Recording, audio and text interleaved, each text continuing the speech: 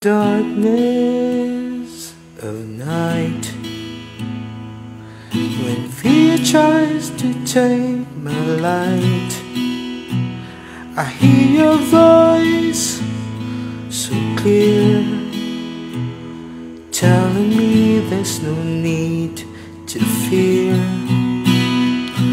When the world feels cold and grey and hope seems so far away, I'll hold on to the words you say.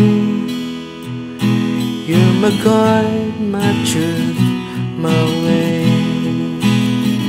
You are with me, I'm not alone. In your strength I found my home. Lift me up with your righteous hand. In your love forever I will stand.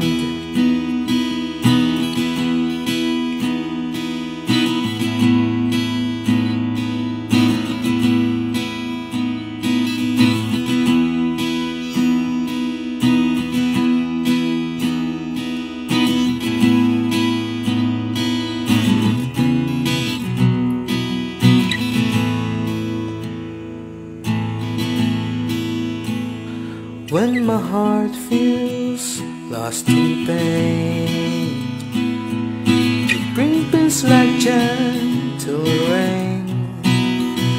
You're my friend, my closest guide. With you always by my side. Through the storms and trials I face, I find shelter in your grace. With each step you lead the way. In your arms will always stay. You are with me, I'm not alone. In your strength I found my home.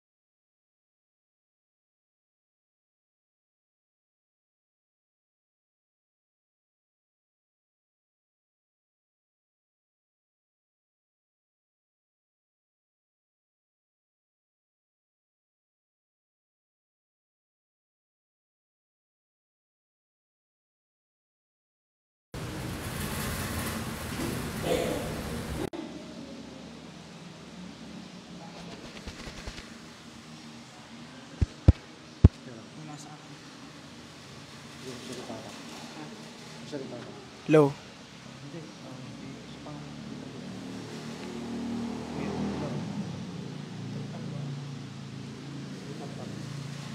Para po sa unang bilang, alip-tap-tap.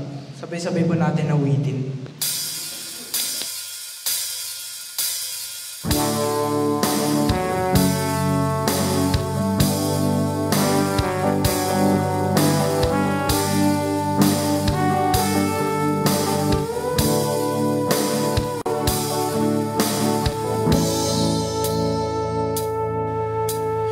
Ang iyong karigtan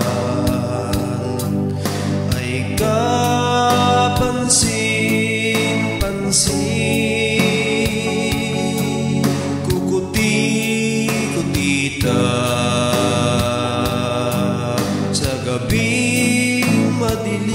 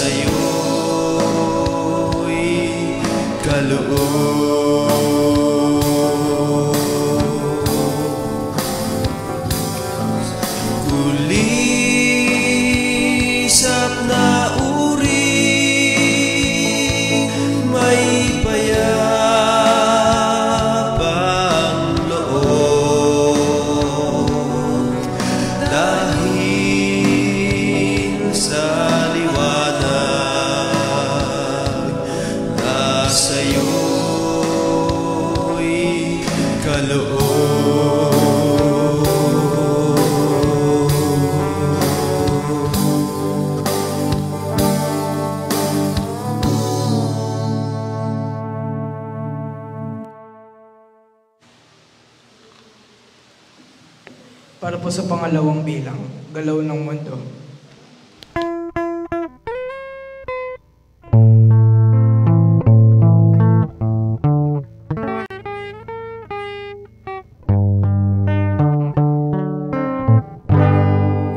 Masdan mo ang galaw ng mundo, panahoy dati nang ganito, tuloy din sa hilig ang tao, masunod ang sariling gusto.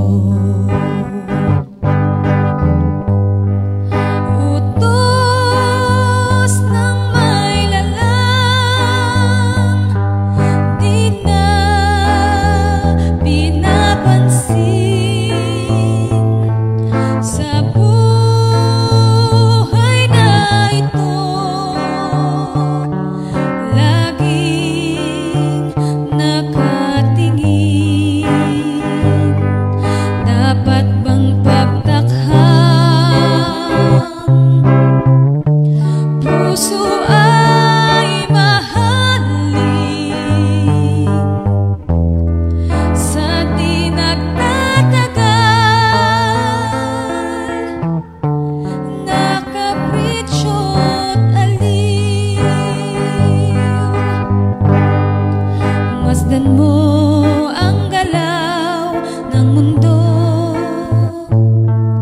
panahoy dati nang ganito, sa gawang masamay nabuyo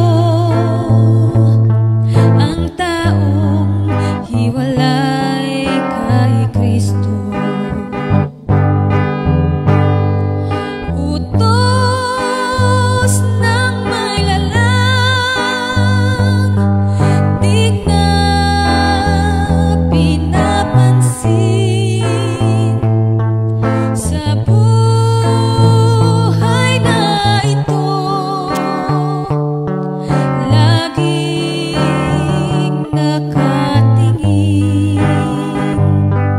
Dapat bang pagtakhan?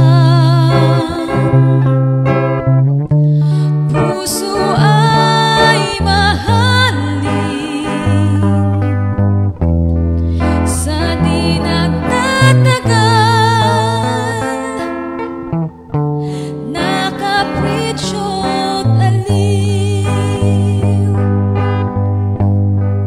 Masdan mo ang galaw ng mundo,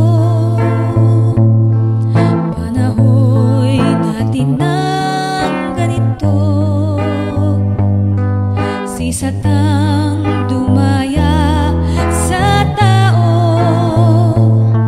ang hari ng lagim at tukso.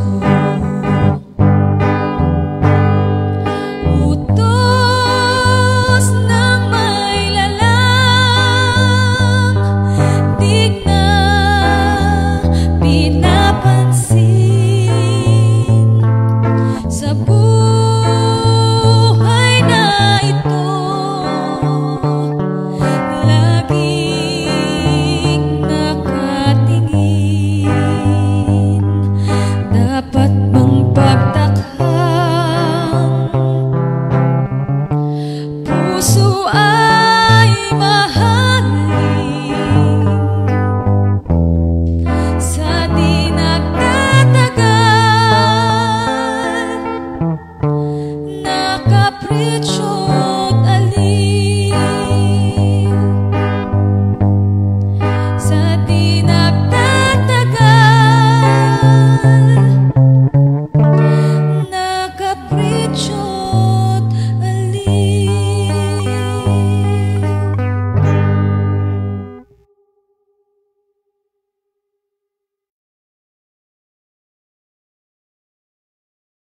Para po sa pangatlo bilang, Sa Mo Ay Dinggin.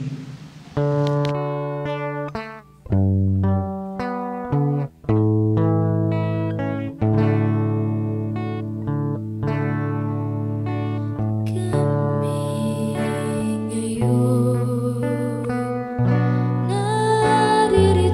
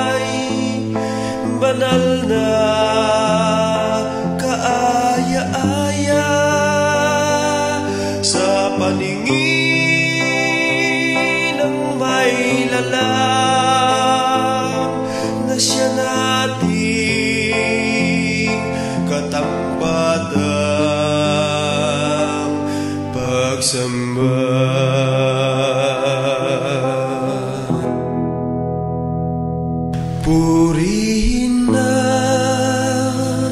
tinangawin ang Diyos Ama ng pag-ibig. Ang aral niya'y isa-isip, patnubayay makamit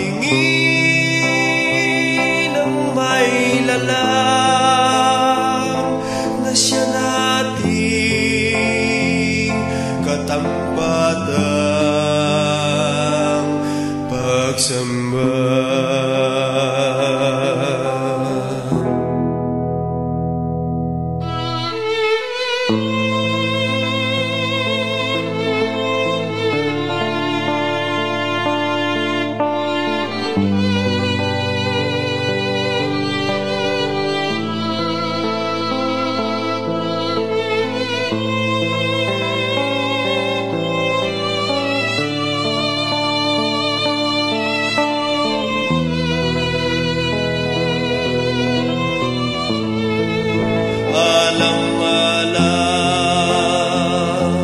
sa kanyang mga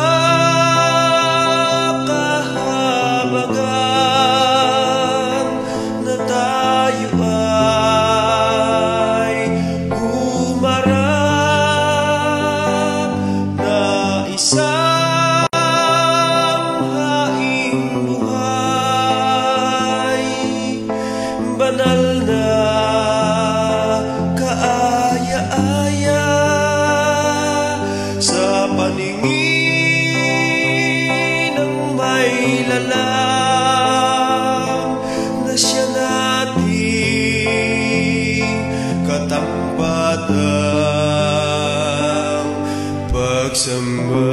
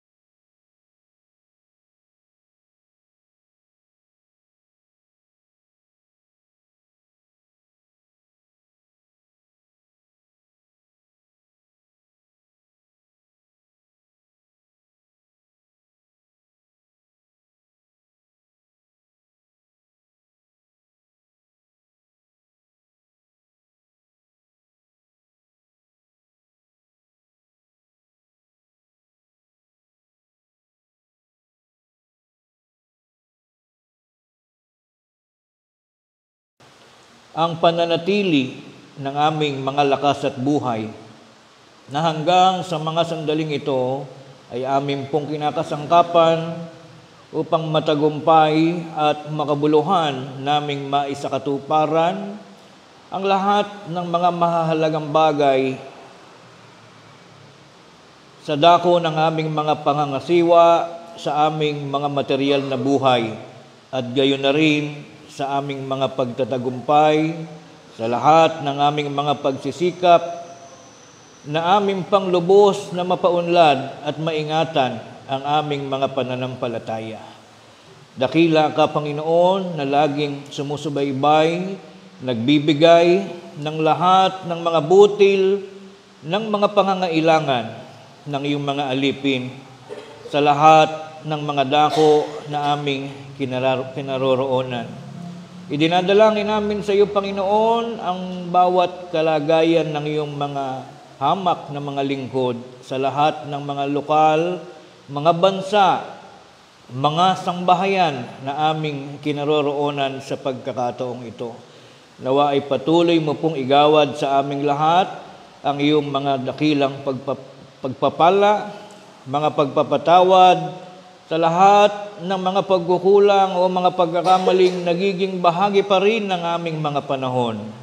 Nawa, Panginoon, ay samahan mo kami sa aming pagtitipon sa umagang ito upang kami humarap at patuloy na magpakita ng aming mga pagpapahalaga sa lahat ng mga butil ng mga katwiran na ninanais mong patuloy na mahayag sa aming mga kalagitnaan. Umaasa kami, Panginoon, na ang mga kalagayan ng bawat isa sa amin ay magiging handa, pagkakalooban mo kami ng mga bukas na isipan at mapagpahalagang mga puso na sapat na makapagtatanim ng lahat ng mga kabuluhan ng mga salita at mga aral, mga pagbabalita na mahahayag sa aming kalagitnaan upang ang lahat naman ng mga ito patuloy naming maging kasangkapan sa lalo pa naming pagnanais na aming pang mapaunlad ang kalagayan ng aming mga pananampalataya.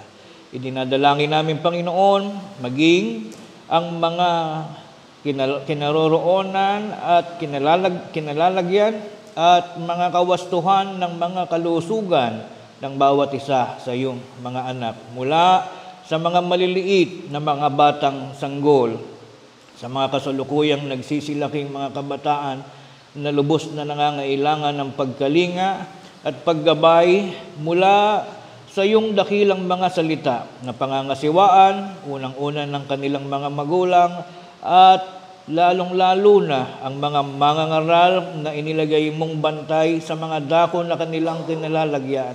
Pagpalain mo kaming lahat, Panginoon, lalo na rin ang mga alipin mong nasa dako na ng mga katandaan sa buhay na kapag dakay dinadalaw ng mga pagkakasakit at panglulupaypay ng kanilang mga pangangatawan. Subalit ikaw, ang aming dakilang pag-asa, ang tunay na Diyos na buhay, na siyang salaylayan ng aming mga kalakasan at panunumbalik ng aming mga kasiglahan. Kami po'y nananalig na lagi mong ipararating, ipadadalaw, ipahahayag sa aming mga kinaroroonan ang lahat ng iyong mahuhusay na mga salita na pinagmumulan ng mga pag-asa at kagalingan, ang mga himala na tunay na nangangalaga sa kawastuhan at kalakasan, pagkakaroon ng pag-asa ng bawat isa sa iyong bayan. At ang lahat naman ng mga bagay na ito, kapiling na rin ang iba pa naming mga bagay na tinataglay sa aming mga kaisipan, mga damdamin, mga bagay na ngayon pa lamang binabalangkas ng aming mga kalooban na bahagi ng aming pong mga maraming pangangailangan sa buhay na aming pong ganap na sinasampalatayanan na hindi man namin banggitin ng isa't isa. Ang lahat ng ito naman ay ipagkakaloob mo sa aming lahat. Palibasa, ang mga ito ay aming pinasasalamatan sa iyo, patuloy na hinihiling sa pamamagitan ng pangalan ng aming tagapagligtas na si Kristo Jesus. Amen.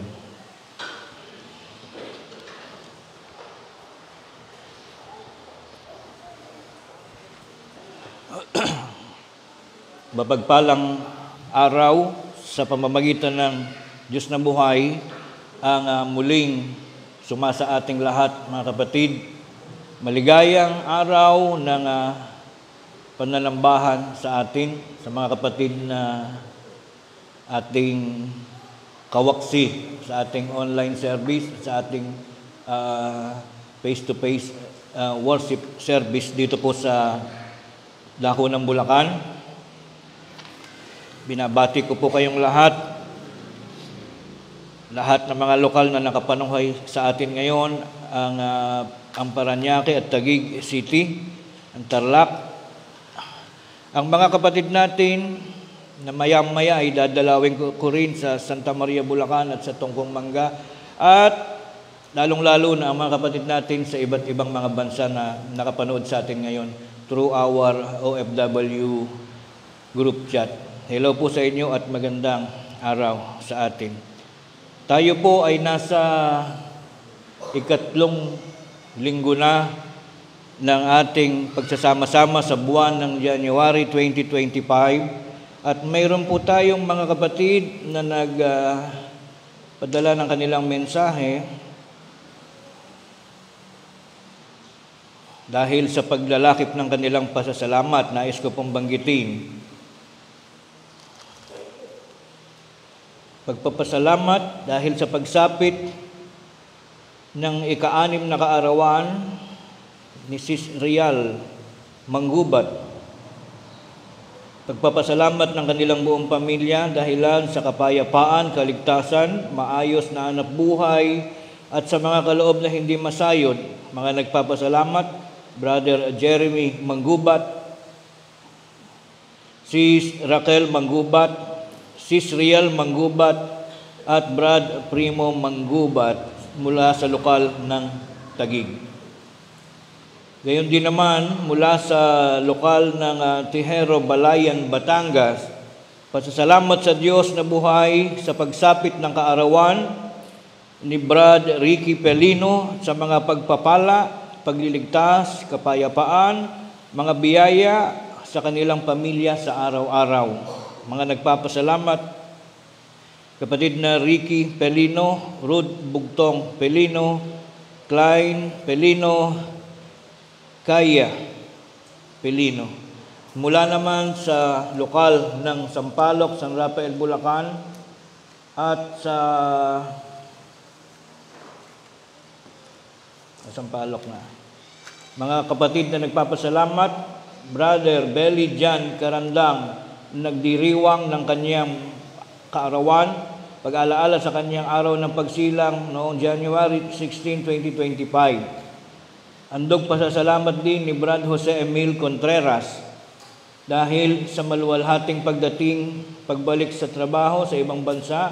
Dalangin din na maging ligtas palagi sa kapahamakan at gayon na rin ang hindi pagkakasakit. Andog pasasalamat din ni kapatid na June Santiago at Sister Apple Santiago sa maluwalhating pagkakasilang ng kanilang anak na si Sophia Kate Santiago sa pagsapit na ika-7 taon ng kaarawan ng kanilang anak na si Saint Kiel Santiago. Yan po mga kapatid nating naglalakip ng pasalamat, kalinsabay ng ating pakikiisa sa kanilang pagdakila sa ating Panginoong Diyos. Bumabati rin kami ng maligayang kaarawan sa lahat ng mga nagdiriwang ng kanilang mga kaarawan. Ngayon po ay dadako tayo sa ating paksang, ating nababasa ang pamagat. Pangatlong paksa, ito po ay binilangkas ni kapatid na Reynante Santiago sa tulong ng mga hiwaga at kasulatan sa banal na kasulatan, sa tulong at gabay ng ating Panginoong Diyos. Ang ating pamagat, gaya ng ating mababasa, ang tunay na diwa na dapat maunawa sa pahayag ni Kristo sa Mateo 22:14. Ilagay mo yung ano. Basahin po natin.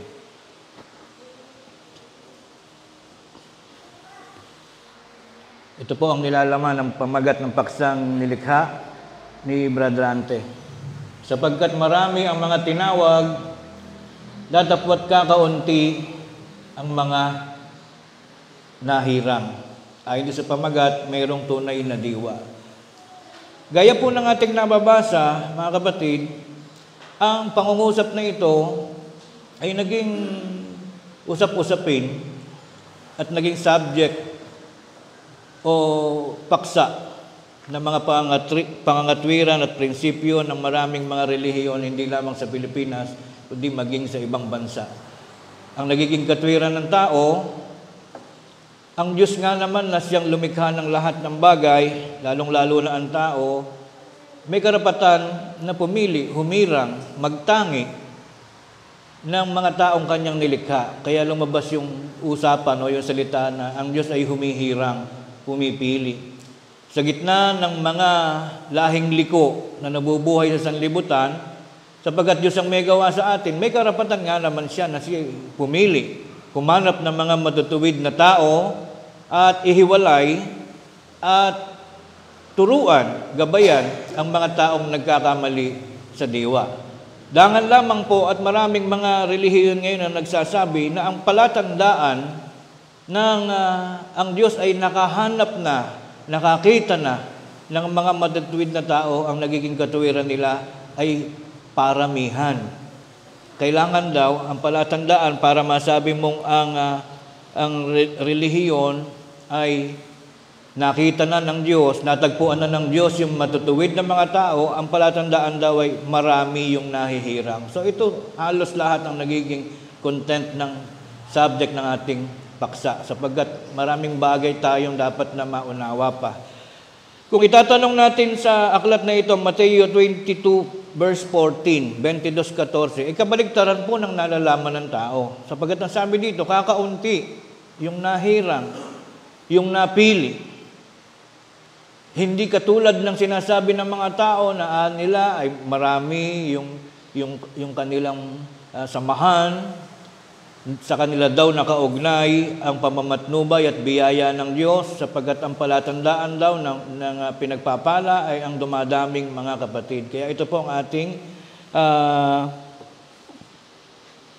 pag-aaralan sa umagang ito sa pamamagitan ng pinagsama-sama nating mga talata na magiging gabay natin sa loob ng panahon ng ating pag-aaral. Unang talata, totoo bang ang Diyos ay humihirang o pumipili sa dami ng mga bansang natatag dito po sa ibabaw ng daigdig? Ay totoo bang ang Diyos ay may pinipili, may hinihirang? O bakit hindi lahat ng bansa kaya ay sabihin na lamang na kanyang hinirang o kanyang minamahal ang bawat bayan? Ano po ang pagpapakilala sa Biblia? Unang Pedro 2:9-10, basahin po natin. Datapot kayo'y isang lahing hirang. Tandaan po natin na nagsasalita si Apostol Pedro sa panahon ng recovery ng mga huling lahi ni Israel at kasama na rin yung mga Hintil. Ang kaniya pong sermon o pagpapakilala sa mga kapatid, datapot kayo'y isang lahing hirang, isang makaharing pagkasaserdote, bansang banal, bayang pag-aaring sarili ng Diyos, upang inyong ipahayag ang mga karangalan niyong tumawag sa inyo mula sa kadiliman hanggang sa kanyang kagilagilalas na kaliwanagan, na nang nakaraang panahon ay hindi bayan, datapwat ngayon bayan ng Diyos, na hindi nagsipagkamit ng awa, datapwat ngayon nagsipagkamit ng awa. Diyan po sa mahabang statement na yan ating mababasa, mahahalata po natin na mayroon talagang bayan, may bansa na hindi itinuturing ng Diyos na kanya. Hindi ko umot bansa, ang katwiran po ng mga tao, mahal tayo ng Diyos, lahat ng bansa, lahat ng tao ay anak ng Diyos. Lumilitaw po dito, pumipili ang Diyos ng bansa o ng tao na dapat niyang hirangin ayon sa mga panuntunan at gabay na kanyang hinahanap. Mayroong mga bansa na iba ang palatuntunan. At bago po natin tuloy ang pag-aralan, dapat po nating alalahanin at reviewin na sa kasaysayan po ng Biblia, mayroon pong 3 panahon ng paghirang ang Diyos. Hindi po nakaikot lang sa isang panahon, hindi Kristyanismo agad. 3 panahon po ang bumubuo sa kasaysayan ng Biblia. Una, yung tinatawag na panahon ng patriarka. Ano po ibig sabihin ng patriarka? Nagsimula sa mga forefathers o sa mga naging ama pagsisimula ng bansa mula kay Adan. Ang panahon po ng patriarch mula kay Adan hanggang kay Noe. Yung kasaysayan po pag binasa natin sa Genesis, paglikha ng daigdig hanggang sa pagdami, yung namatay yung isang anak ni Adan, dumami uli hanggang sa panahon ni Noe, ginunaw na naman ng Diyos, nalipol uli yung tao. At yung pong mga panahon na yon, walang Biblia, gaya po ng pinag-aralan na natin minsan. Mahabang panahon din yun, kung hindi 1,000 taon din ang daang panahon, wala silang ginagamit na Biblia, kundi ang tawag po doon, tawag ng mukhaan. Direct messages from God, between God and the people. Bagaman walang mukha ang Diyos, tinatawag po yung tawag ng mukhaan. Ang pangalawang panahon po ay tinatawag na panahon ng mosaiko. Dito po pumapasok yung pagiging leader ni Moises. Diyan po nagsisimulang maisulat na ang Biblia. Sapagat ng panahon na yon, diyan po na-imbento na ang papyrus o papel na sulatan. Diyan na nagkaroon ng edukasyon, literacy about paano sumulat. Kasi nung panahon ng patriarka, wala pang taong marunong sumulat. Ngayon na lamang daan ng mga panahon, natuto ng language ang mga tao mula nang bumagsak yung Torre ni Babel, nakarating sila sa iba't ibang mga bansa, nagkaroon sila ng different languages, and then natuto silang magsulat. Kaya ang Biblia po nagsimula sa panahon lamang ni Moises hanggang saan? Yung panahon ng mosaiko. Review po natin, ano yung una? Patriarka. Yan ang panahon ni Adan hanggang kay Noe. Tapos nagsimula uli kay Moises hanggang kay Juan Bautista. Gaya ng paksa po natin ng nakaraang linggo. Doon nabuo yung lumang tipan. And then, pagkatapos kay Juan Bautista, yung tinatawag pong panahon ng Kristyanismo na dalawang bahagi pa rin po ang panahon ng Kristyanismo. Unang-una, si Kristo na yung bumaba. Alam niyo po ba na ang unang-unang layunin ni Kristo, at hindi ko matandaan kung ito'y na isa-isay ko na sa inyo, pero ito po yung isa sa dalawang paksa ko ngayon for this February, na ngayon ko lamang po hinahayhay pa at hinahanap pa yung mga kadoktong. Alam po ba natin na ang pagbaba ng ating Panginoong Jesucristo dito, sinugo ng Ama, ay hindi pa tayo kasali. Hindi pa kasama ang mga hintil. Ang main reason kung bakit dumating o sumugo ang ating Panginoong Jesucristo sa huling panahon ay upang lingapin, hanapin ang mga nawawalang pamilya ng 12 angkan ni Moises. Nabanggit ko na po siguro sa inyo yan. At ating pong patutunayan, kung nandiyan, kapatid na daay, Mateo 15:24, ganito ang katunayan. Ang misyon ni Kristo ay hanapin ang mga naligaw. Kung ating pong babasahin yung istorya ng 12 angkan ni Jacob, ang nangyari po dyan, naghanap sila ng hari. Naging hari si Saul, naging hari si David, naging hari si Solomon. Pagkatapos ni Solomon, nagbabag yung dalawa niyang anak. Namatay kasi yung isa, si Absalom. Nag-away yung dalawa niyang anak, si Jeroboam saka si Roboam. Naghiwalay, nagkanya-kanya ng kaharian, parang North Korea saka South Korea. Yung South Israel, ang nanguna po doon ay si Judah, one of the 12 family, si Judah at si Benjamin. Sila po ang naghari doon. Yung isa naman sa North Israel, si Jeroboam naman ang hari. At alam niyo po ba, nung lumaon, naghanap hanggang sa nawala na, hindi na uso yung mga hari, nalagay ang mga hukom hanggang sa pumasok sa mga propeta. Hanggang nung malaon ay sa buwisit ng Diyos, gaya ng sumpa sa kanila, sila ay dumanas uli ng muling pagkabihag. Di po ba binihag sila sa Ehipto, inilabas sila ni Moises.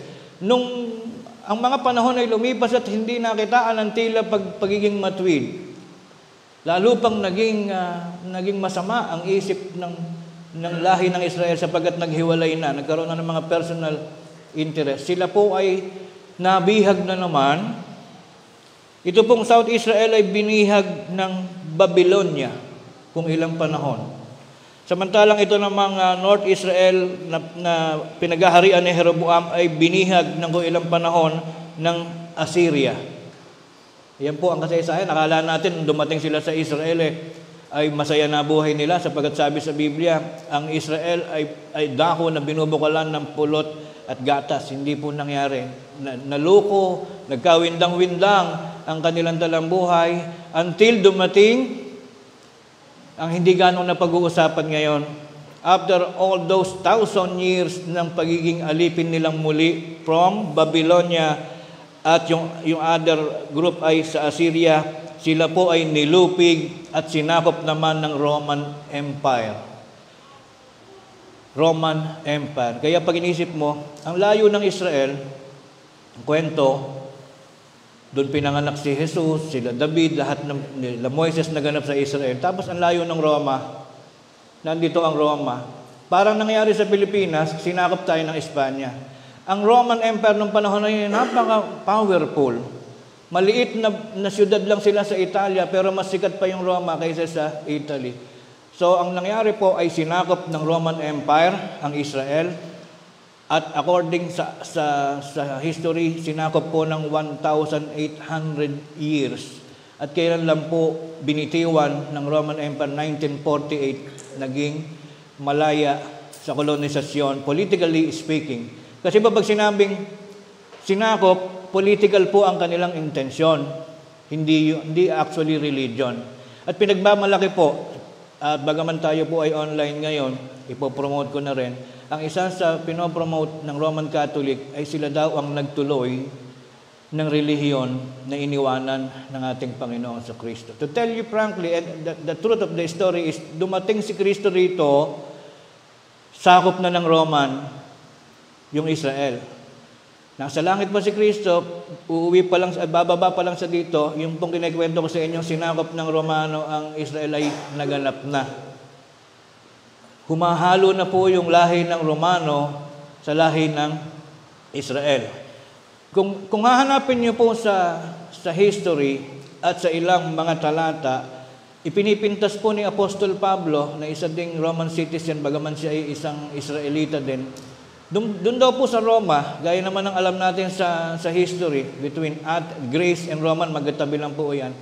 Ang Griego po at ang Romano ay sikat na sikat sa pagkakaroon ng mga Diyos-Diyusan. Kung high school tayo, college, pinag-uusapan po si Venus, si Zeus, 10 yata yun, kung ano-anong, mayroon si Helen of Troy, mga ganyan, iba't ibang Diyos.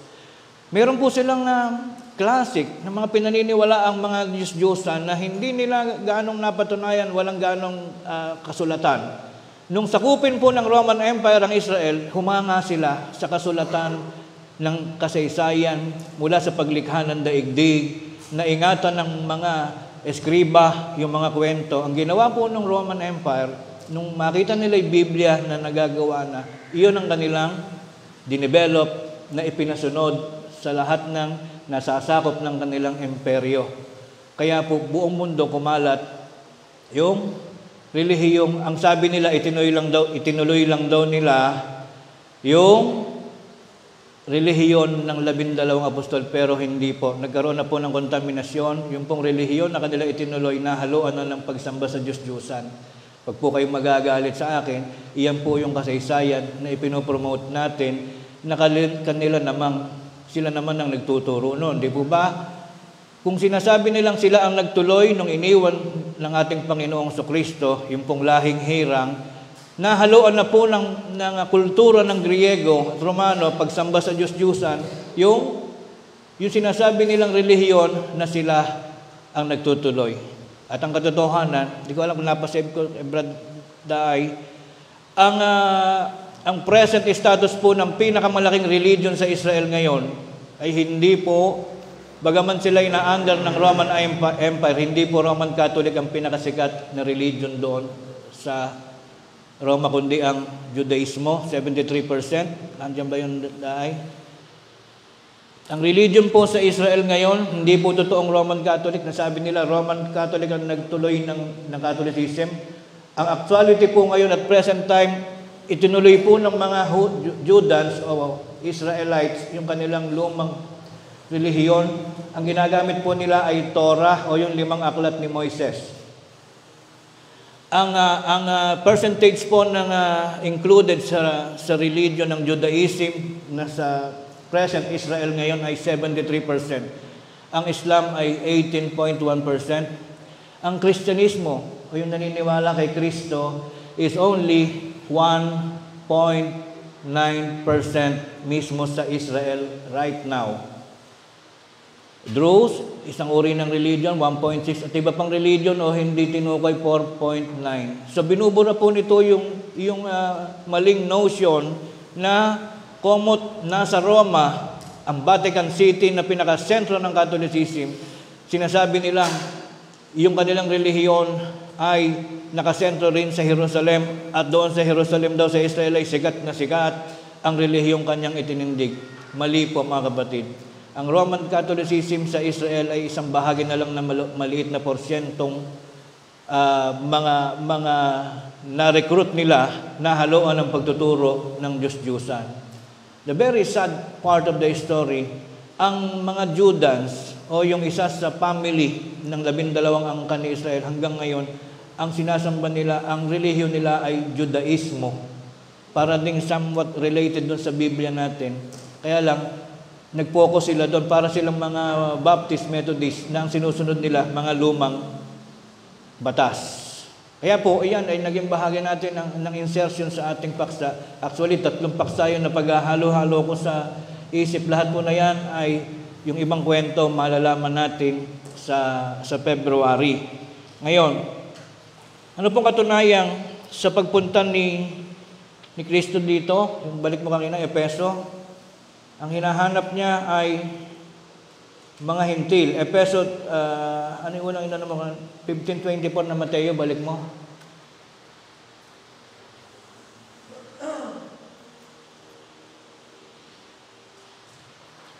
Tatapot siya, sumagot, sinabi, hindi ako sinugo, kundi sa mga tupang nangaligaw sa bahay ni Israel.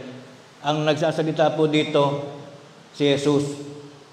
Minsan makakarinig tayo ng nagsasalita, mga pastor, sinabi nila, tayo ay sinagip ni Kristo, pumunta siya sa lupa upang sagipin tubusin ang ating mga kasalanan. Ang tapang-tapang ng hiya natin sumigaw na gano'n. Pero actually, the purpose ng pagpunta ni Kristo dito, hindi po tayo muna kasama, hindi pa kasama hintil dyan.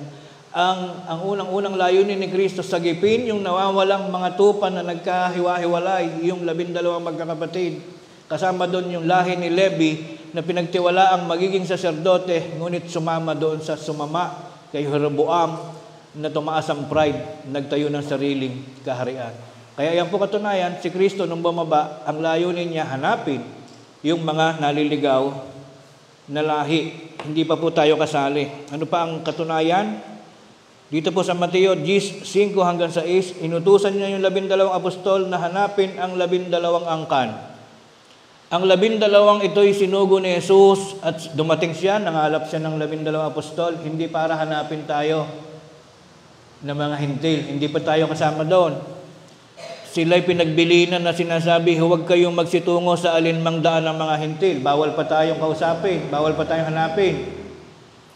At huwag kayong magsipasok sa alinmang bayan ng mga taga-Samaria, kundi bagkus magsiparoon kayo sa mga tupang nawawaglit sa bahay ni Israel. Ano nasa isipan? Nasa puso ni Kristo nang siya bumaba dito sa lupa. May maikling panahon lang siyang natitira para hanapin yung nagkahiwa-hiwalay na magkakapatid. Hindi pa po tayo kasama.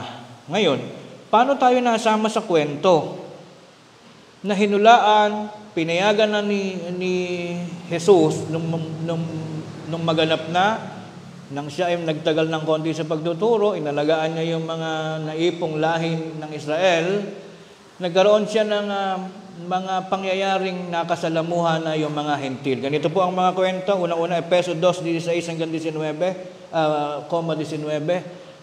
Naisali mo ba? Ito po. At upang papagkasunduin silang dalawa. Sino po yung dalawa? Dalawang pamilya na nag-break. Yung lahi ni Jeroboam, yung palang tribo ni Jeroboam, saka yung tribo ni Roboam, kambal po yun, anak ni Solomon, naghiwalay. Hinanap ng 12 apostol para pagkasunduin yung dalawa sa isang katawan sa Diyos sa pamamagitan ng krus na sa kanya'y pinatay ang pagkakaalit. Siya'y naparito at ipinangaral ang kapayapaan sa inyong nalalayo at ang kapayapaan sa nalalapit. Kasi po, isang north, isang south. Nagkakaroon sila ng pataasan ng pride. Ang ginawa ni Jesus, sapagkat napakahalaga kay Jesus ang naging kasaysayan ng patriarka at mosaiko. Doon nakasentro ang isipan ng Amang Diyos na Ama ng ating Panginoong Jesus. Ayaw niyang masayang na lang basta-basta yung kasaysayan. Kaya bumaba siya upang sagipin. Ang dalawang pamilya na nagkakaroon ng hidwaan ay pinagsama niya. Saan tayo galing? Hindi tayo kasama doon.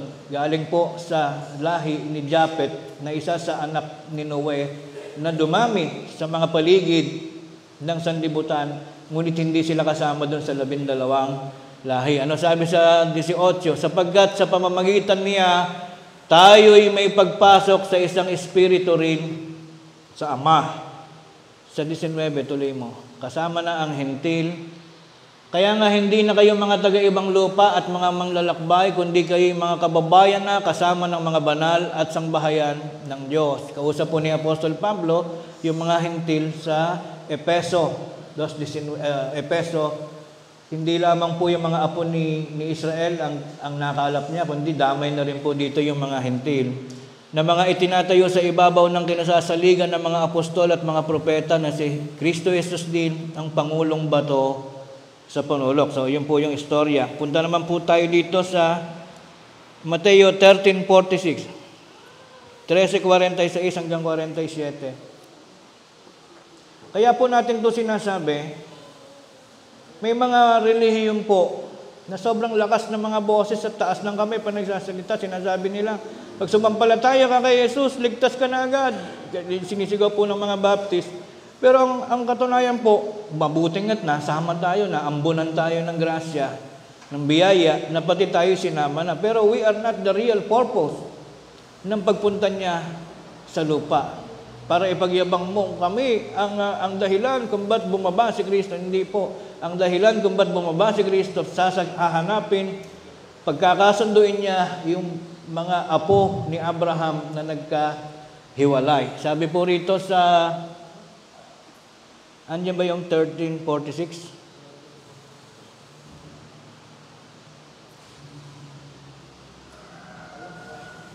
Babasahin ko na lang po. Mahalaga pong bahagi yan ng ating tungkol sa pagkahirang. Mateo 13:46 up to 47.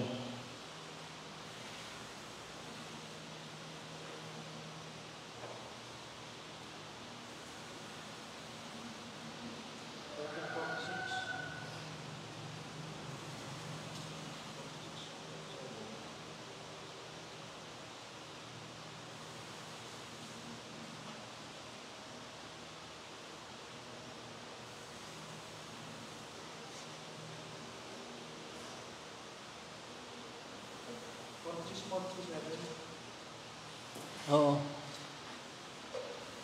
Hindi, malito yata yung kopya ko. Itong mali lang ng kopya. Yung Roma 1:16, ito rin po ang nilalaman nun, yung hentil at ang mga anak ni Israel. 1:16, nasa pangalawa.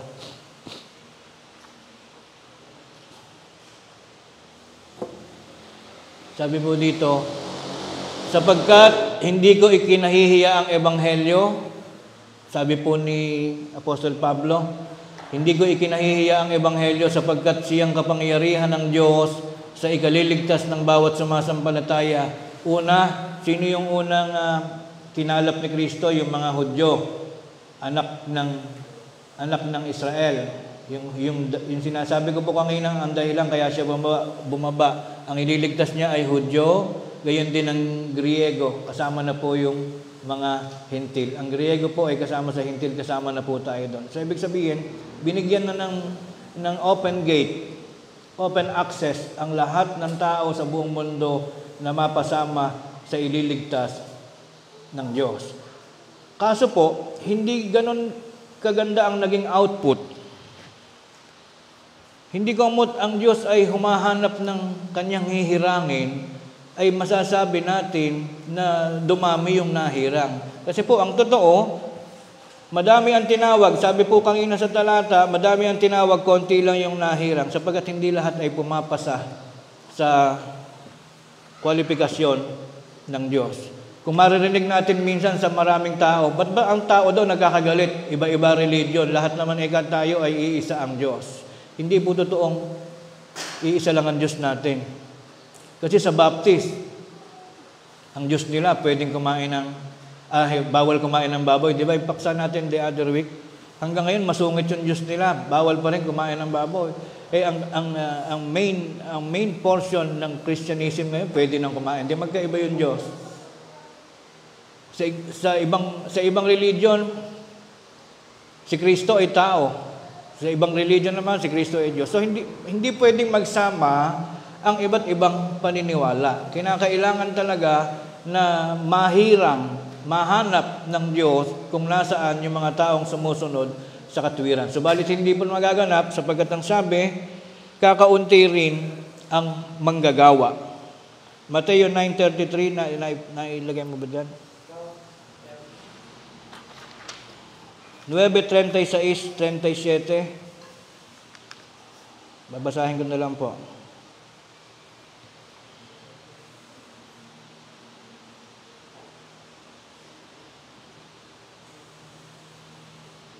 Datapwat nang makita niya ang mga karamihan ay nahabag siya sa kanila sapagkat pawang nangahahapis at nangangalat gaya ng mga tupa na walang pastor. Nang magkagayi sinabi niya sa kanyang alagad, katotohanan ang aanihin ay marami, datapwat kakaunti ang mga manggagawa. Kamag-anak po ito nung talata kanina sa 22:14 na marami ang tinawag, kakaunti ang hinirang. Nun din po kailangan ng marami ding manggagawa. Kaya kakaunti talaga ang hanggang sa mga panahon ito, kakaunti ang nahihirang, napipili. Hindi po totoo na ang palatandaan ng tamang relihiyon ay sa dami ng mga miyembro na nakakalap. Sa mga panahon pong ito, naging uso na lamang, naging libangan na ng tao yung maghanap ng mga religion. Bagamat ang pinatutunayan po ng kasaysayan, hindi lahat ng religion ay umaayon sa mga iniuutos ng ating Panginoong Hesukristo. Actually, lagi po nating sinasabi, kautusan ni Kristo. Pero si Kristo po nung nangangaral, puro more on yung mga talinhaga. Bihira yung kanyang direct utos, hindi katulad po doon sa lumang tipan na talagang direktang mga utos. Kung mapapansin po natin, ang paraan ng pagtuturo ng ating Panginoong Jesucristo ay madalas doon marami puro patalinhaga. Kung mayroon ba anyang nahulog na kambing sa isang balon sa araw ng Sabat, hindi mo baga iyon ililigtas? Yung mga ganun. Ano tinuturo niya doon? Ibig sabihin, wala nang di na uso ngayon ng Sabat. Kung kailan ka makagagawa ng mabuting bagay ay doon mo gawin. Ganon ang mga style ng kautusan ng ating Panginoong Jesucristo. Ngayon, patuloy tayo sa sinasabing ano ang kahulugan na marami tinawag, kakaunti ang hinirang. Yan po ay para sa Hudyo, Griego at maging sa mga Hentil na katulad natin. Ano katunayan? Maging sa lahat ng bansa ay kasama na rin ngayon. Gawa 2:39.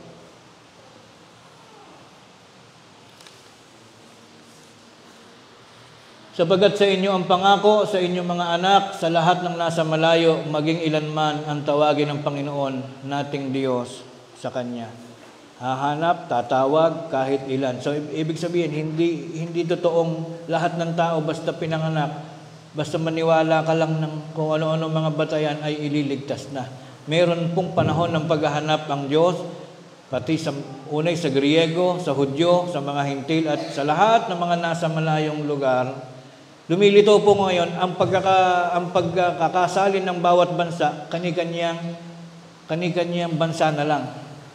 Ang sinasabi po kasi nila, dapat pagka Pilipino ang nagtayo ng religion, pupuntahan mong lahat yung bansa para iligtas mo sila. Hindi po ganon, mga kapatid.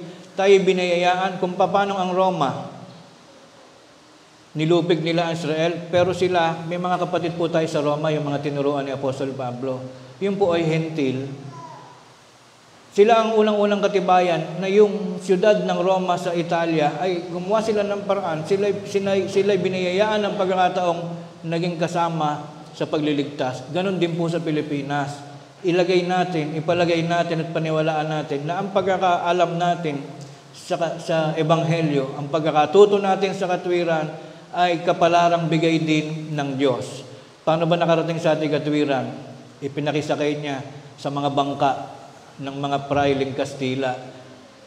Nakarating dito sa bansa natin yung Biblia. Alam niyo po, ang naitulong din ng mga paring Catholic during that time, hindi naman lahat ng ginawa nila mali eh. Ang isa sa pinakatama nilang ginawa, isinampan nila sa barko nila yung Biblia at dinala dito. without knowing na ang kanilang religion and the content of the Bible itself ay nagkakaroon ng contradiction. Sa Biblia, pag binasa mo, huwag kang gagawa o sasamba ng mga larawang binubo ng mga kamay ng tao, nilikha ng kamay ng tao. Sa reality, nagtuturo sila na pwedeng sambahin ang mga Diyos-Diyusan. Noong mga time na yun, hindi sila nagiging specific o mahigpit sa kanilang mga itinuturo. Kontra-kontra nga po yung laman ng kanilang Bible. Ibig sabihin, kung mamadaliin natin, ililiwat natin sa mas mabilis na usapan, ang Biblia ay matuwid. Ang salita ng Diyos ay nasa Biblia. Kailan may hindi nagkakamali ang Biblia, subalit ang nagpalawig.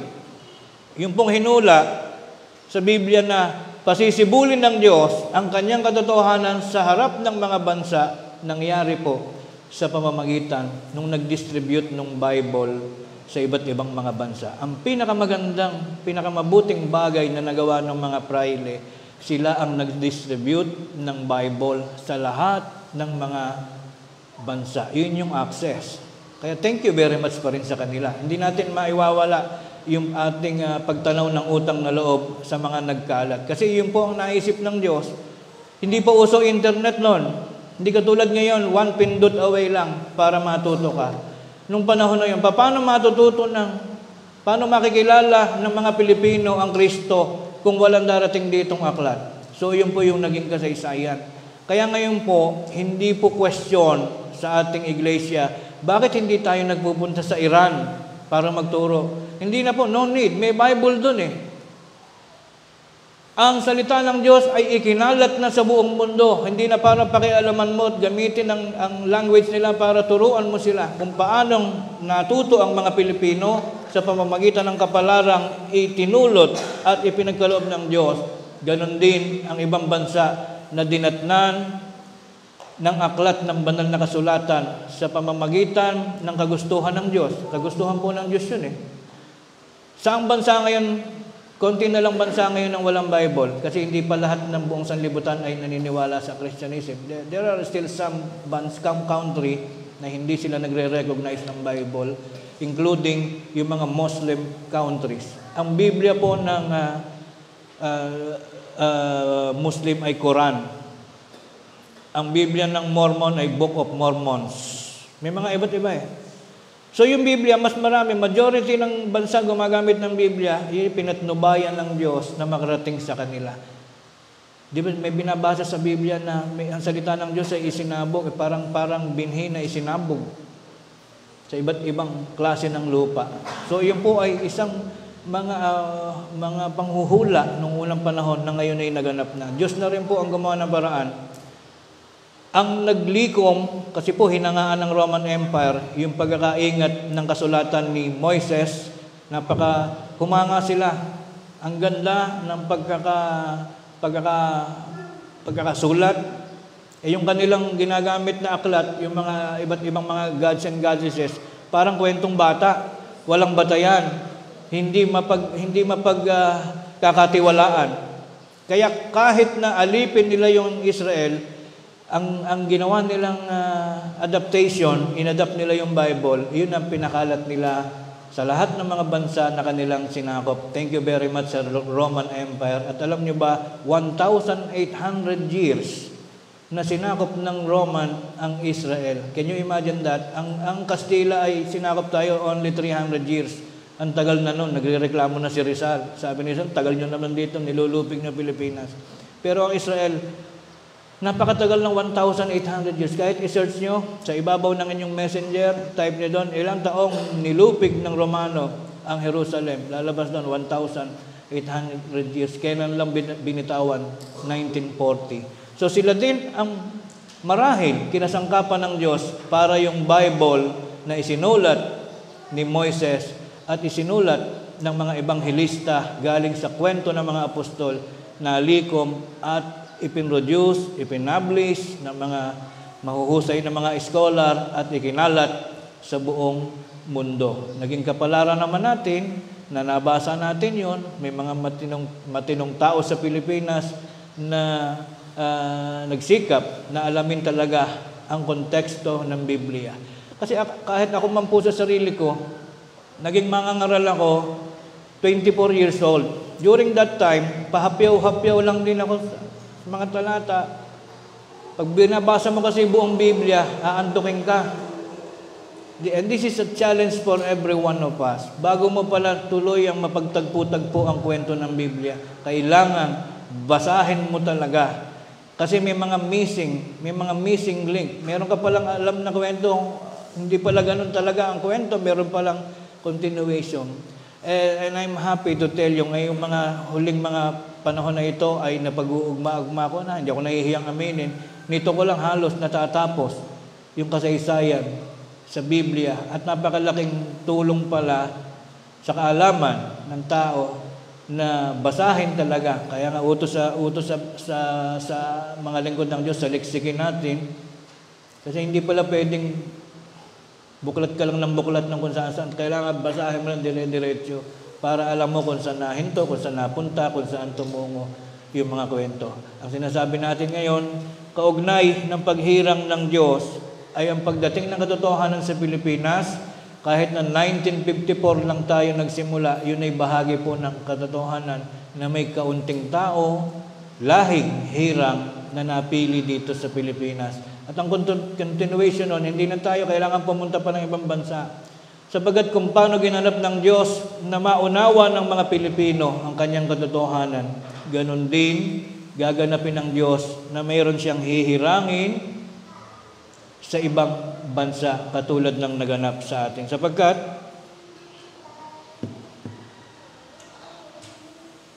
Diyos ang lumilikha, gumaganap ng mga bagay. Ngayon, ano po ang basihan natin para sabihin nung namamadali ang Jesus, ang Panginoong Kristo nung bumaba siya dito sapagkat meron siyang main target. Nasa lumang tipampa, hinuhulaan na ron na pag bumaba siya'y papatayin, ipapako sa krus. Nababasa na po yan sa mga hula ni Propeta Isaias, Propeta Ezra, nababanggit na po yan. Maging sa awit, binabanggit na napupunta siya rito at siya'y mamamatay. Nagkaroon po ba ng bunga yung kanyang misyon? Nakala po ba niya yung unang recruit na pinagsisigawan ng mga labandera, maririnig mo si Kristo ikay bumaba para tubusin ang ating kasalanan. Mali po. Ang natubos lamang, ang unang product ng pagtubos ni Kristo, naging bunga ng kanyang kamatayan, ay narito ang bilang. Apokalipsis 7:4 hanggang 9. Tayo po ay tutubusin pa lang. Pagka nagtiyaga ka at namatay kang, mapalad kang namatay sa Panginoon, doon pa lang masasabing ikaw ay kasama sa tinubos ni Kristo. Pero habang buhay ka, magtiyaga ka muna. Magtiis hanggang sa wakas, saka ka palang matutubos. Ito yung unang natubos, mga apo ni Israel. Narinig ko ang bilang ng mga natatakan, yung may tatak na, ligtas na. Hindi katulad na sinasabi ng Baptist na pag pumasok ka sa kanila, ligtas agad. Ito yung tunay na ligtas. May kasiguruhan, may passport na sa langit. 144,144,000 na ang natatakan ni Jesus at ng kanyang 12 apostol galing sa bawat angkan ng mga anak ni Israel. Ano-ano yan? Sa angkan ni Juda, 12,000. Sa angkan ni Ruben, 12,000. Sa angkan ni Gad, 12,000. Next. Sa angkan ni Aser ay 12,000. Sa angkan ni Nephtali, magkakapatid po yung binabanggit ko 12,000. Sa angkan ni Manases ay 12,000. Sa angkan ni Simeon, 12,000. Sa angkan ni Levi, 12,000. Sa angkan ni Isakar ay 12,000. Next. Sa angkan ni Zabulon, 12,000. Sa angkan ni Jose, 12,000. Sa angkan ni Benjamin, 12,000. Pinagkasundo na po ngayon Dati hiwala yung 12 na yan. Pero nagkaroon ng realization yung misyon ni Kristo, nakuha niya yung mga nagkakagalit na magkakapatid, pinagsama-sama niya. Sa angkan ni Benjamin, 12,000 ang tinatakan. Pagkatapos ng mga bagay na ito'y tumingin ako, narito ang isang lubhang karamihan na hindi mabilang ng sinuman na mula sa bawat bansa at lahat ng mga angkan at mga bayan at mga wika na nakatayo sa harapan ng luklukan at sa harapan ng kordero. na nangararamtan ng mabubuting damit at may mga palma sa kanila ng mga kamay. So since ito po'y binabasa sa Apokalipsis, ito po'y mga pangitain. Pwede pong, ang mga contents po ng Apokalipsis ay pwedeng mga bagay na nangyari na, nagaganap o mangyayari pa lang. Ang pinaka-totoo, may passport na po at sure na may tatak na yung 144,000 na tao galing sa lahi ni Israel. Hindi po ba kainggit-inggit? Ang pagkakaiba lang ng sinasabi natin ngayon, akala ng mga tao, tayo ang tinubos ni Kristo. Hindi pa po. Yung 144,000, sure na yon, sure. Patay na silang lahat, pero sure na sila, tayo buhay pa. Pwede pang mangyari yung sinasabi ni Jesus, mapalad ang aabotang buhay. Hindi ka na mapupunta sa sementeryo. Agad-agad ay alapaap tayo kasama ng mga bubuhaying, mga banal na namatay. Ganun po yun. So minsan kasi napaghahalo-halo ng tao. Akala natin tayo ang minisyon ni Kristo at tayo ligtas na at tayo ay tayo yung pinagmalasakitan. Hindi po. Tayo po yung nagpapasalamat sa huling panahon. Nagpapasalamat tayo sa ating Panginoong Hesus at sa ating Panginoong Diyos at sa naging access sa tulong ng ministrong si Apostol Pablo, binigyan tayo ng gantimpala. Kaya sinasabi sa Roma, sa Efeso, biyaya. Sabi naman ng mga Baptist, yun daw yung biyaya, buhay ka pa, ligtas ka na. Mali po. Ang tunay na kahulugan ng biyaya, tayo without any effort, without any plan previously, hindi naman tayo kasali sa pamilya nila, bigla ka ngayong isinali. May regalo sa iyo ang Kristo, yung tinatawag na biyaya, na kayo nung nagdaang panahon ay hindi ko bayan, sabi ng talata, ngayon ay akin ang bayan mga hinirang. So tayo po sa huling panahon ay hinihirang. Hindi katulad nung dati, hinahanap na dati ng kasali, hinahagilap na lang. Tayo po, hinihirang sa huling panahon, kakaunti nga lang nakikita daw. So, ang realization, kaya pala sa Pilipinas, kukunti tayo, sapagkat iyon ang kasulatan. Marami ang tinatawag, coming from different countries, pero ang katotohanan, kakaunti lang talaga yung pumapasa sa paghirang. Kaya matuwa po tayo, huwag tayong magtaka hanggang sa panahong ito, from 1958, tumayo po tayo 1954, na-register tayo 58, up to now, para tayong mais na tigki-15. Ano yun? Bungal-bungal ang ating mga upuan. Maraming kulang, kakaunti ang nahihirang. Hindi ka pala dapat malungkot. Iyan ang katalagahan ng ating kasaysayan. Mapalad tayo, kakaunti, tinatawag na munting kawan sapagkat tayo ang pumapasa sa description o sa guidelines ng Diyos. Hindi pa tayo nagtataka? Walang utos sa Biblia na mag-isip ka ng pangalan para ituro sa bawat bansa o pangalan ng religion. Wala kang mababasa from Genesis up to Apocalypse na pag nagkaroon ka ng religion ay kailangan mong mag-isip ng pangalan. Kaya maraming religion, una pa lang ligaw na. Ang pagkakamali nila, bakit ka nag-isip ng pangalan? Tayo po napakapalad natin. Ang pangalang unang natala sa Biblia, 1 Timothy 3:15, Iglesia ng Diyos na buhay. Hindi ka ba natutuwa na tayo yung tumutupad, na nandun tayo sa loob ng iglesyang nasa Biblia? Sinusunod na lang natin yung batas. Samantalang yung ibang religion, nagtayo pa, ang unang-unang pagkakamali na ginawa nila, nag-isip ng ibang pangalan. Ano ang ibig sabihin ng pag-iisip mo ng ibang pangalan? Ligaw na agad. Sapagat sa Biblia, may pangalan ng iglesia, hindi mo na kailangan umimbento o mag-isip ng pangalan. Kaya tayo po, mga kapatid, ay napakapalad, tayo ang naging katalagahan ng hula. Ang lahing hirang, nakakaunti, na nagtataguyod ng katotohanan ng nasa Biblia. Ang Iglesia ng Diyos na buhay kay Kristo Jesus. Gaya ng mga binabanggit ng mga huling talatang ito, paano mapapanatili ng mga lingkod sa IDB ang mabuting kapalarang likha ng pagkahirang ng Diyos. Huling talata, Mateo 10:37.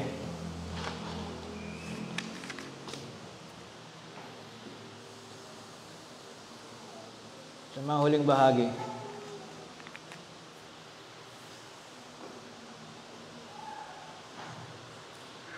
Ang umiibig sa ama o sa ina ng higit kay sa akin ay hindi karapat-dapat sa akin.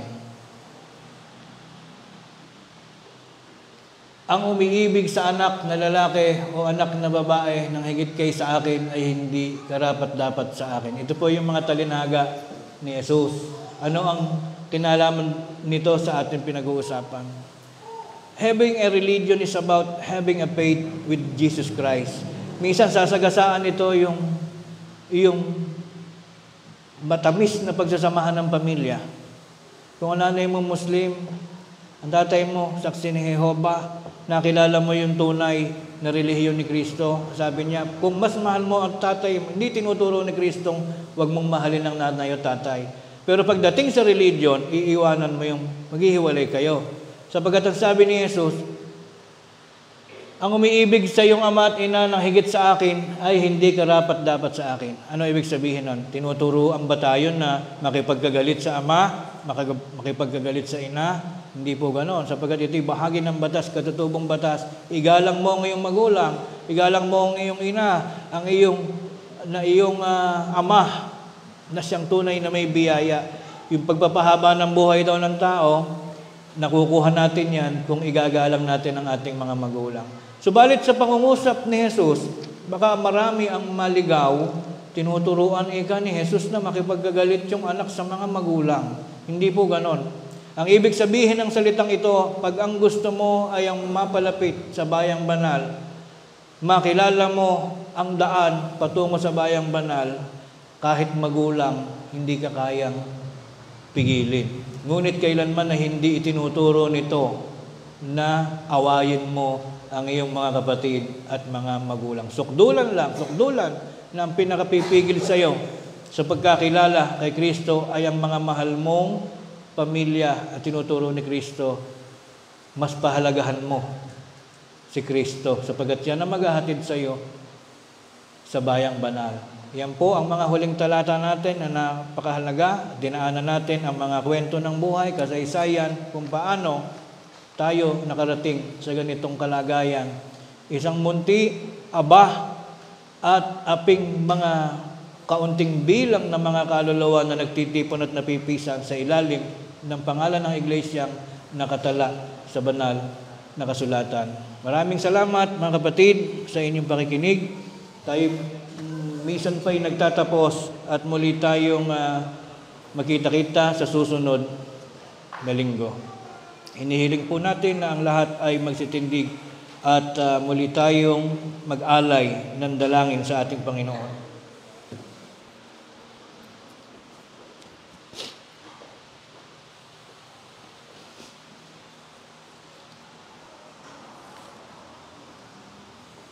Panginoon naming Diyos, amang makapangyarihan sa lahat, marami pong salamat sa makabuluhan, mapayapa na araw na amin pong kinasangkapan, pinagsikapan namin pagsama-samahan upang amin pong matupad, magampanan ang tungkulin naming pananambahan sa iyong banal na kalagayan.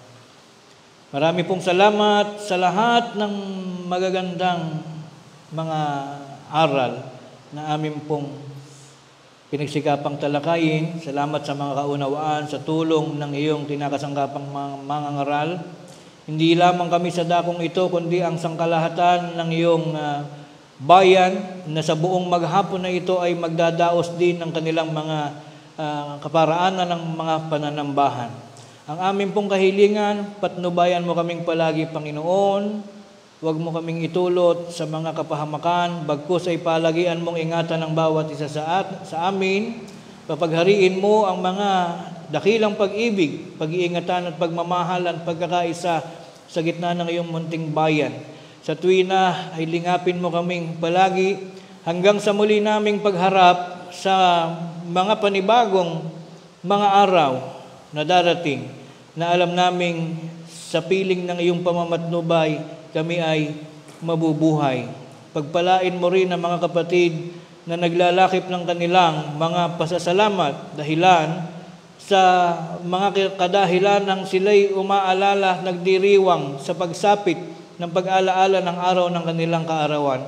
Patuloy mo silang patnubayan, patuloy mong patnubayan ang lahat sa amin, hindi lamang sila na nagpapasalamat sa araw na ito, kundi ang sangkalahatan sa amin na nangangailangan lubha ng iyong dakilang pamamatnubay.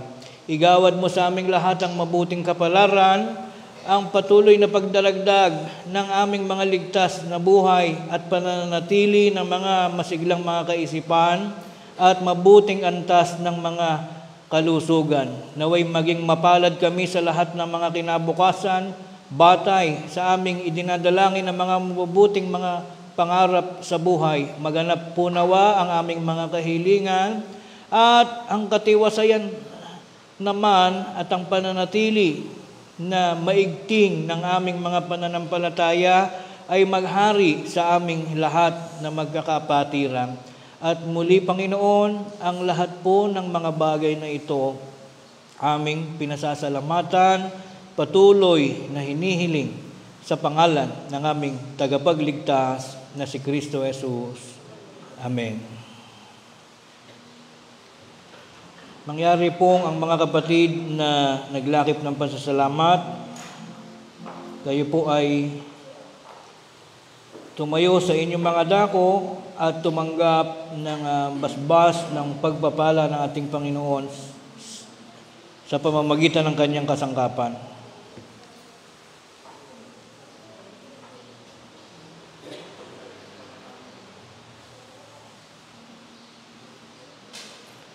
Sa bisa ng karapatang ipinagkatiwala ng Diyos sa kanyang kinakasangkapang mangangaral, tanggapin po ninyo ang basbas ng kanyang pagpapala.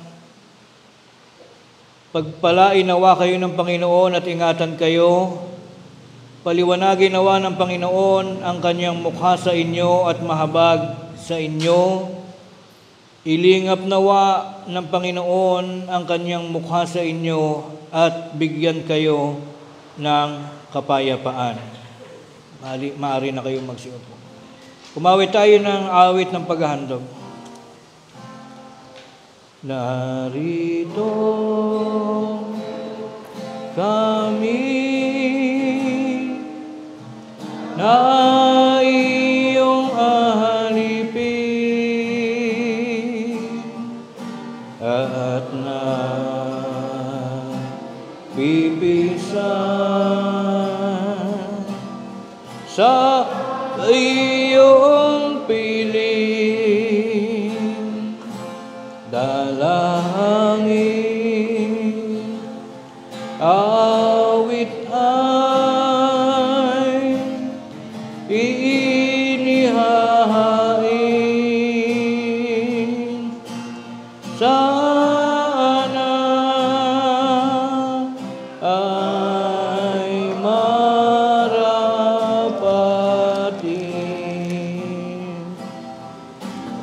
Banal na handog ang tanging alay ng iyong lingkod ay may isyo na kaya ng kaloob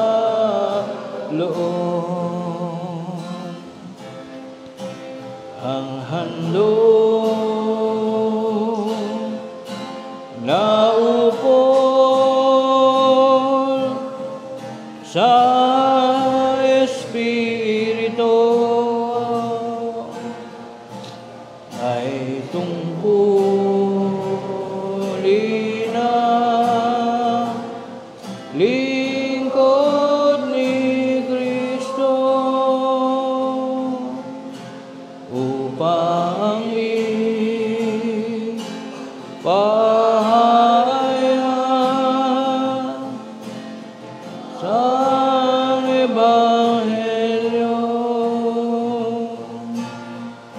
ng kanyang ministeryo. Muli po tayong tumindig, mga kapatid. Panginoon naming Diyos, amang makapangyarihan sa lahat, narito po amang banal ang isa sa mahalagang bunga ng aming mga tapat na pananampalataya. Ang salaping handog na ngayon ay sama-samang itinataguyod ng iyong mga anak, na bagaman aming nababatid na hindi man ikaw ang siyang tuwirang gagamit o kakasangkapan ng salaping ito, ito'y aming pa ring inihahandog sa iyo, Panginoon, pinapangarap ng iyong munting bayan na ito nawa ay magsilbing isang samyong kalugod-lugod na ngayon ay makararating sa iyong dakong sinapupunan, upang ito naman ay maghatid ng karagdagang kapurihan at kaluguran sa banal mo pong pangalan. Ito nawa, Panginoong, ay maging mabuting kasangkapan ng iyong pangasiwaan na makapagtutustos ng lahat ng mga guguli na may kinalaman sa patuloy na pag-unlad ng mga proyekto ng iglesia, gaya ng mga pagawain, mga pagtulong sa mga kapatid sa pamamagitan ng iba't ibang mga kadahilanan. Ang ilang mga bahagi ng salaping ito patuloy na maging kasangkapan nawa ng mga mangangaral sa mga panahon ng kanilang paghahatid ng iyong mga dakilang katwiran sa lahat ng mga dako o lokal na kinaroroonan ng mga alipin mong tagapakinig sa pamamagitan ng iyong mga mangangaral. Ang ilang mga bahagi pa rin ng salaping ito ay patuloy na magamit ng iyong pangasiwaan sa pagtustos sa lahat ng mga gawaing patuloy na makahanap pa ng ilan pa naming mga kaibigan at mga kapwa na nahahandang makarinig ng iyong mga aral at magpabago sa kanilang mga buhay. Makasama namin sila sa loob ng iyong bayan, tumitiwala at nananampalataya sa iyong dakilang mga aral.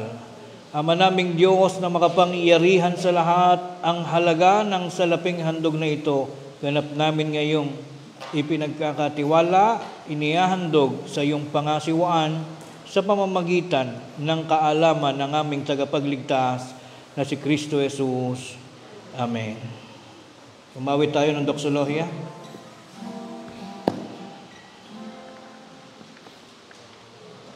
Ang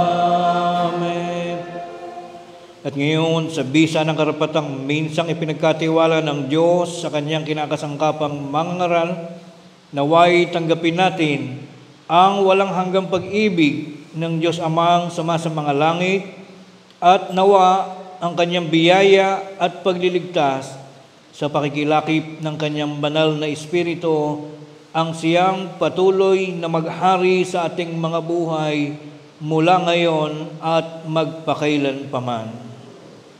Marami pong salamat, mga kapatid.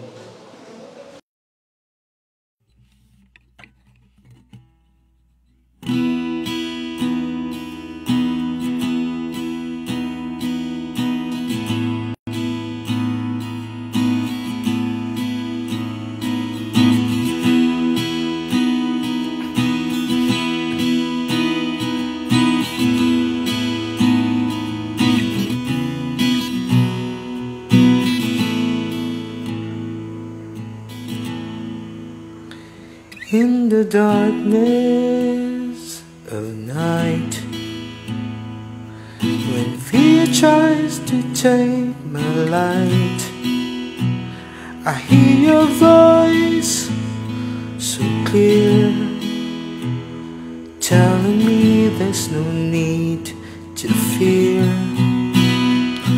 When the world feels cold and grey, and hope seems so far away, I'll hold on to the words you say. You're my guide, my truth, my way. You are with me, I'm not alone. In your strength I found my home. You lift me up with your righteous hand. In your love forever I will stand.